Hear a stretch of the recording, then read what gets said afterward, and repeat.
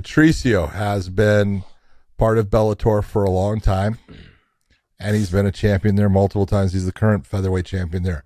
Alexander Volkanovski is the champion over in the UFC. And look, I think Alexander Volkanovski is fantastic. I would love to see that fight.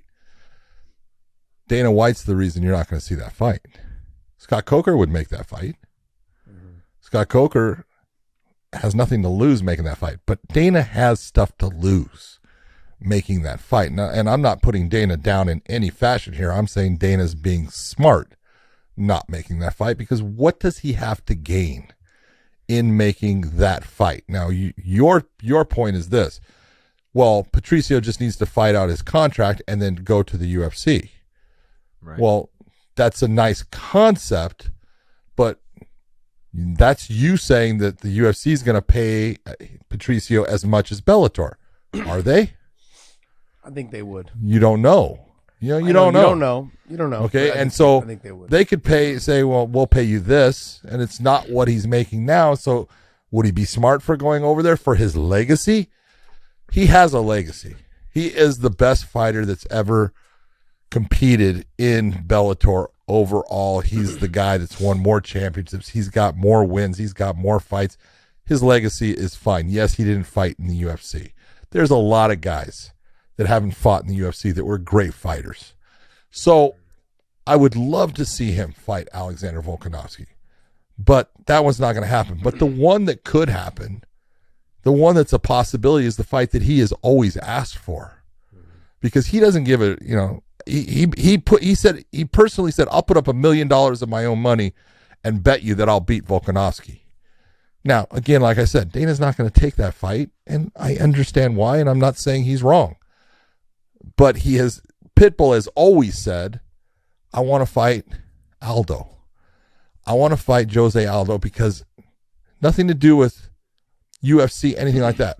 I want to prove that I'm the best featherweight Brazilian fighter that's ever been. Everyone considers that Aldo is. I want to prove that I am, and I want the fight in Brazil. He has the possibility of maybe getting that fight. Yeah. There's a possibility, and I would love to see that. But that one's a possibility. This one, there's no possibility.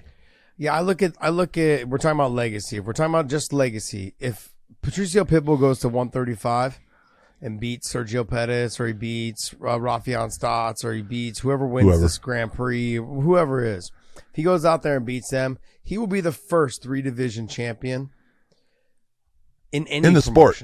In the sport. Yeah. In the sport. And so for me, that is a bigger legacy. That's somebody that's willing to challenge himself where other fighters weren't willing to do that. And he did, and he's going to be trying to do that. It sounds like that's what his goal is. And if that's the case, he will have done something that no other fighter has ever done.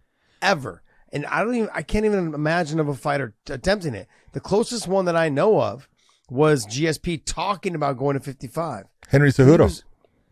Henry's been trying to get that fight with Volk. Yeah. It doesn't seem like Dana wants to give it to him. He would be the closest one that if I could look and say, I think he'd be the closest, but you're right. GSP had talked about dropping to 155. Possibility. Here's the thing with Henry Cejudo though, John.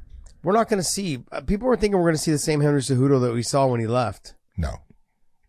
He's been off too long. We're not going to see that guy. It's going to take another year of us seeing him get back to the level that he was. Yeah. And then these guys have gotten better since he left. So that's going to be the hard part. And as much as I would love to see Henry do the 3 divisions. And I think it'd be awesome to see. I think now with Henry coming back, and I think Patricio, Henry was there for Patricio this fight here in Long Beach. They were all showed up together.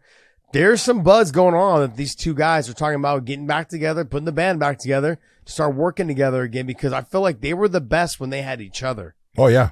No doubt about it. They were fucking awesome. That's when Henry really started to become the guy that became the champion, the guy that defended against TJ Dillashaw, the guy that went and beat.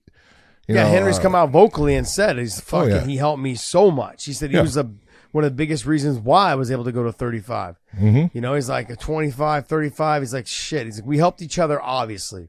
Yeah. But Patricio is a big reason of my success. Fantastic. I want to go ahead, but Dave, you felt like it sounded like you had something to say. But I just think that what you're saying though, right, is that it still leaves like a question on that type of legacy. You're saying like if he goes And who's to mine? 35 Yours? Yeah, if I had three, in if I the general was the MMA only, community, in the I know, but general- I get what you're saying. Look, if he was to leave, look in the general MMA community, okay, and you were to say that in the general MMA community, like just the casuals, like yourself, okay, if you were to say that, like, you know what, he just was in Bellator, lightweight, he won the lightweight title there against Michael Chandler, but no big deal because Michael Chandler's not that good. Defended his title, redeemed himself against every loss except for one that he's ever lost to. He's always They never won. gave him Came a back. shot. He never got a shot against it, but he came back and he's defeated everyone that's ever beaten him. Everyone except for one. Then now he goes to 35 and he wins the 35-pound title there. And I want to say there's not one person in the whole sport that has ever done that. I think he's pretty much solidified his legacy. I don't care what any casual like yourself says. But who's going to talk about it? It will be talked about by every media source. It will be. Now, it may not get the love that it would have got if it was in the UFC. It may not get the love, but it will be talked about. No, that's not the issue. That's the point I'm making. I think here's the thing though. For you, you've always cared because you like WWE, right? You've always cared about being a star. It's true. You're the kid that wants to be in the spotlight and the bright light. Some people just want the money. Some people just want to know they did it for themselves.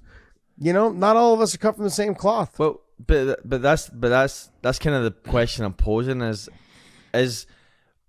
someone like that content, right? It's such an elite level. Are they content with just, going home tomorrow? They're done fighting. They've got that money in the bank. I think what you're mistaking though is you're mistaking fame with legacy, and that's not what he cares about. There's Not a lot. fame, there's a lot of great. Yes, that's what Not you're fame? talking. There's fights No. on the table. No, right? but There's a yeah, but debate for the best featherweight. He can't get there though, because contracts don't allow that. You can't as you're a champion, you can't leave. So Right. for him, he'd have to lose and even if he vacated his title, he's still under contract. Like that was like when who vacated their title and then left? GSP. He was still under contract. But Like, doesn't he had to come Bellator back- have he a had to come different back and contract fight. system? What's that? Bellator doesn't have a different contract system. No, it's the same. Bellator has the same All- thing. If you're the Yeah, champion, all promotions are the same. all promotions now have the same thing. If you're the champion, you just can't leave. No one wants their champion walking away with their belt and going fighting somewhere else. Go to mybookie.ag, use that promo code Wayne and they'll give you additional spending cash with your first initial deposit.